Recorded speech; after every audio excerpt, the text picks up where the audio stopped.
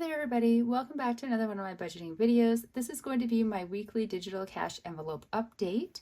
Not a lot has happened on here and it's making me nervous that I've somehow missed tracking things. So let's get started. This is a note that I wrote myself last time.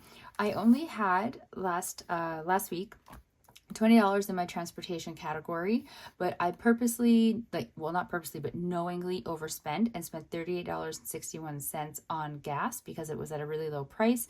And I was told that it was going to be going up again before the end of the month. So kind of fill up now. So I filled up using my Visa card, not using my cash envelope money. And it was $38.61. So I didn't at the time move the money off of the account. I should explain because otherwise words I'm using won't make sense. If you are new here, I do budget as if I am dealing with cash, but I don't actually deal with cash. The money is kept digitally.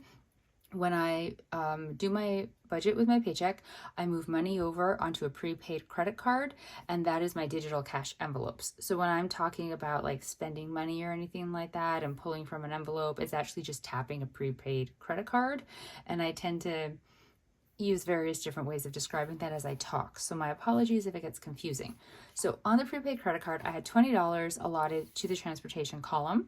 I did not pull the money off of the prepaid credit card to go towards the Visa immediately because that would have put the card sort of balance in general in a little bit of potential jeopardy.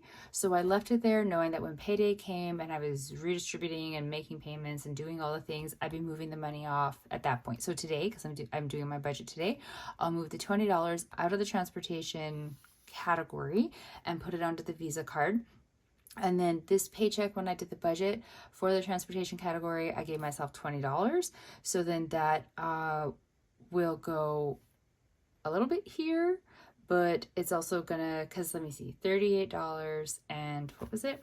61 cents. $1.39. Okay, so $20 from here is going to go onto the Visa card, and then from the $20 that would normally be put into this column, into this category, $1.39 of it will come into the category, and the rest of it is going to go onto the Visa card to make the payment to total up to the $38.61. Math. I wrote it down wrong here though because now it's still showing that I'm at a negative balance of $1.39. I'm gonna have to fix that, but that is a problem for me to do off camera because that's just why did I do that? That should be plus $1.39. Should it not? Yeah, it should. I don't know why I put negative. Okay, you know what? We'll fix it now. I feel that this just being a haphazard video right from the start is kind of matching the energy of the budgeting video that I just filmed.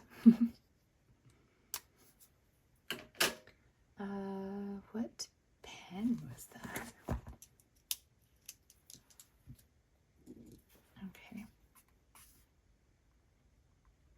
Okay, so that is that note explained. Let's get into this. I wanted to use this pen. It's a little bit easier for a pointer. So where we left off was up here. Was up here, April 12th, with these balances. So groceries, I had $6.58, miscellaneous $12.08, fun $30.46, physio $15.75, and I was a negative balance in transportation.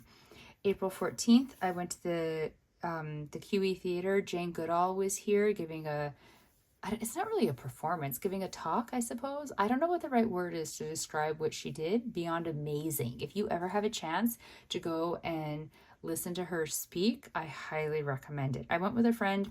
We got a snack and a drink when we were there, so it was $8.40. Also, apologies if these three lines are very hard to read. It's very faint for me. Also, I was using this pen. I thought the black would be my safe bet, and it was coming out super pale, which is why I switched colors. April 20th, which is today, I went to IKEA. Always fun. Spent $12.04 on a very unimpressive meal. So not my most wisest purchase at IKEA, but I did have a piece of cake, so yay for cake. So I put it under fun just because it really could have gone fun, miscellaneous, wherever, so I just chose fun.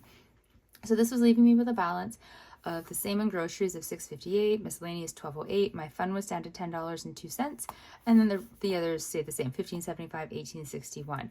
I did my budget today, so I calculated and added money into the categories. Groceries got $120, putting me to $126.58 balance.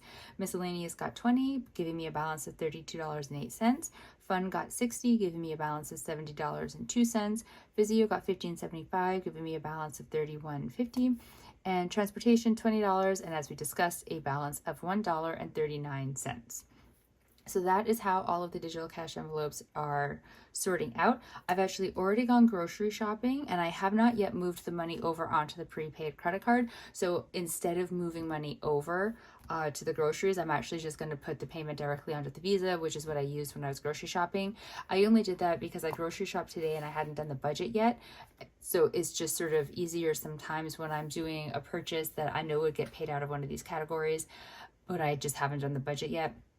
Easier to make the payment onto the Visa, and then instead of moving the money over to this card, I'll just put the money onto the Visa and pay it off right away. And like I said, money is going to be coming out of here to go towards the gas purchase on the Visa card. Everything else is just normal though. The money will go onto the card for its appropriate categories, and all will be well in the digital cash envelope world that I have created over here. So that is the breakdown of my digital cash envelopes for today. It is April 20th. Everything is working out pretty well. I'm quite happy with them. They're balancing. I haven't messed them up. That's always a plus. If you are wondering why my fun category is so high when I am on such a tight budget, I completely understand. It is because I was building it up. You can see up there it was like at $80. I've been purposely building it up because I have some things coming up this month that I bought tickets for well in advance. So the events themselves are already paid for. So like here, when I went to the theater to go and see Jane Goodall talk, that ticket was bought ages ago, but I wanted to have money in the fun category in case I wanted to get a snack or a drink or something. And actually my friend and I, when we were on the way there, we were like, we should have gone for dinner first, but we didn't, and chance lost. But still, the hope was there, right? And I do know before I go see Sarah McMillan, that's her name, right? She's a stand-up comedian. I'm going with a different friend. We're going to get dinner before we go to the show. So I need to make sure that I have enough money to buy dinner. And then next weekend, I think it's next weekend, my days are all mixed up, I'm going with a friend to like a soap making class. And so we might get a bite to eat before or after the class. I'm not sure. I just wanted to make sure that because I have more social things happening than normal, I had more money in that account to be able to pay in case there are extra expenses. Now, if there aren't extra expenses, well, I know there will be for the dinner for the stand-up comedy show, but the friend that I'm meeting up with and we're doing the soap making class, if there aren't any other expenses, then that just means that next paycheck I can sort of lower how much I put in the fun category, because I try to have it $60 for bi-weekly, because that kind of covers generally 2 outings if they're both going to involve food of some sort.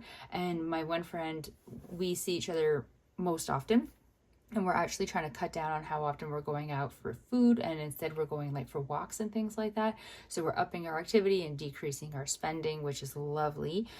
So that 60 can get me even farther now. But this is why my fun category is so high. It's because I know I have expenses coming, and in my opinion, it's better to overfund and then maybe have a little bit more money than what I need than underfund and have to pull out the credit card to make a purchase at the last minute, because I know that there's not enough money here to pay for it, but I'm already out and committed to a certain activity and I need to make a payment. This really came from before Christmas time.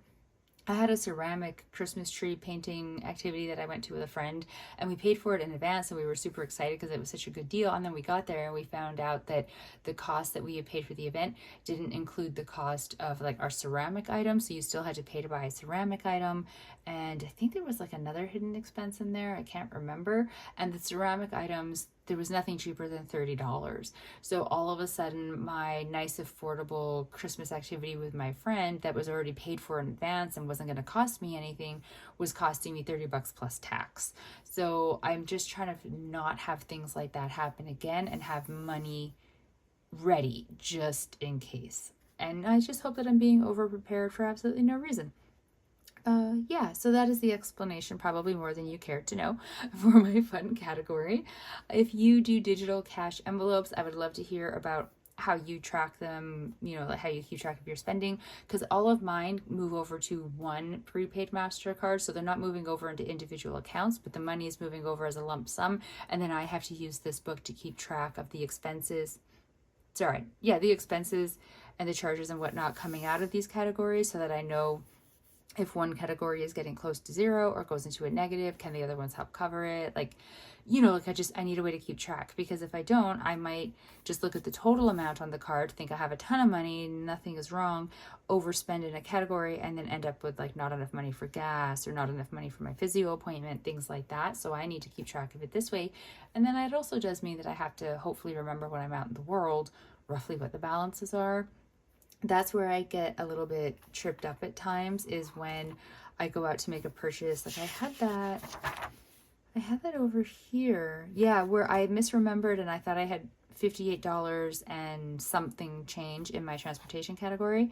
And so I purchased gas $58.16, but I actually only had $56 and change in my gas category. Like I misremembered by a couple bucks, which isn't the end of the world. It put me into a negative by $1.70, but at the same time, if the other categories had been in really rough shape, that could have really caused me problems, because this card cannot go into a negative balance. So things like that.